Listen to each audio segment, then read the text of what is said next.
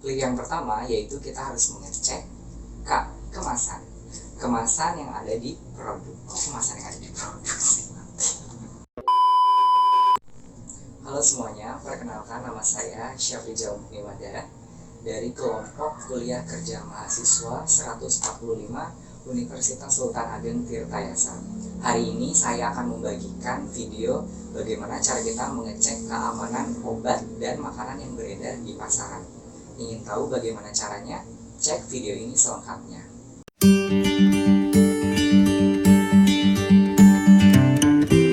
Di tengah pandemi COVID-19, pemerintah menganjurkan kepada masyarakat untuk tetap berada di rumah aja.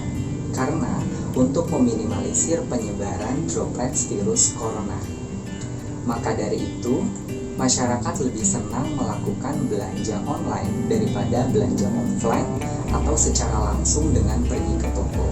Karena dengan pergi ke toko akan sangat rentan sekali kita akan terpapar virus corona. Meskipun sekarang sudah memasuki era new normal, kita harus tetap melaksanakan protokol kesehatan.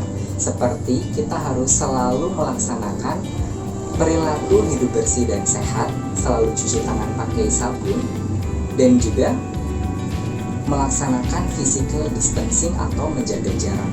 Kesemua itu adalah untuk menjaga diri kita agar tidak terpapar virus corona.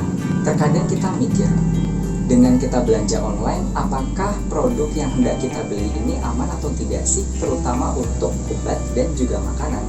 Di video ini kita akan membahas lengkap bagaimana cara kita mengetahui keamanan obat dan makanan yang beredar di pasaran. Caranya yaitu dengan mengecek klik. Klik adalah akronim dari K, kemasan, L, label, I, izin edar, dan K yang terakhir adalah kedaluarsa.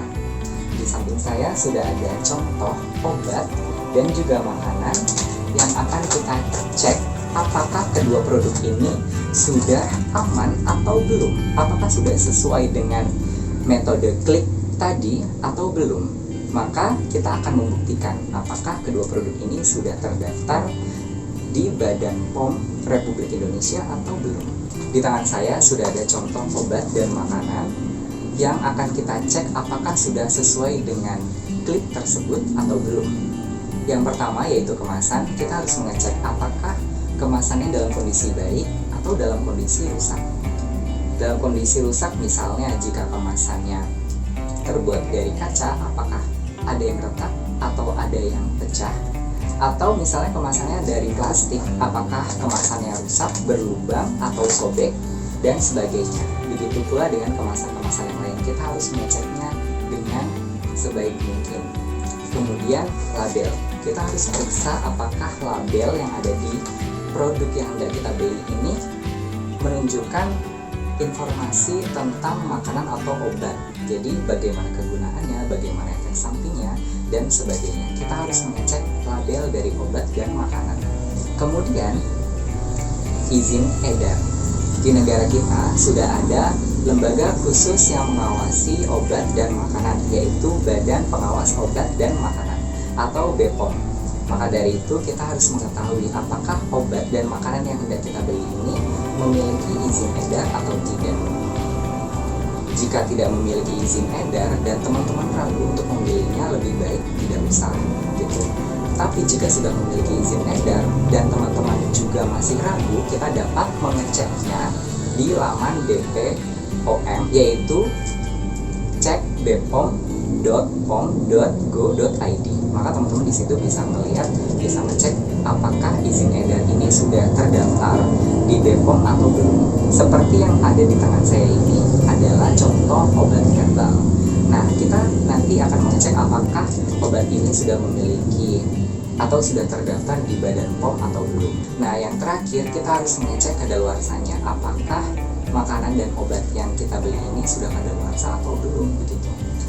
Nah, jika sudah kadaluarsa, ya lebih baik teman-teman tidak usah beli dan beritahu kepada penjual bahwa makanan atau obat yang ada di toko sudah kadaluarsa. Teman-teman, kita akan membuktikan apakah obat herbal spirulina ini terdaftar di Badan POM atau tidak. Maka kita harus mengecek di website cek bpom.pom.go.id. Seperti yang sekarang saya tunjukkan ini, kita masuk ke laman cek bpom.go.id.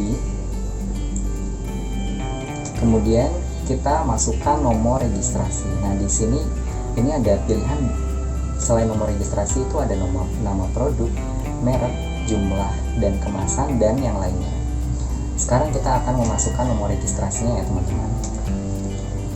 Untuk obat spirulina ini, nomor registrasinya itu di sini tertulis yaitu POM TR 123366601. Nah, yang dimasukkan jika nomor registrasi cukup nomornya saja, yaitu digit nomor yang ada di baris terakhir, yaitu 123366601. Kemudian kita klik cari.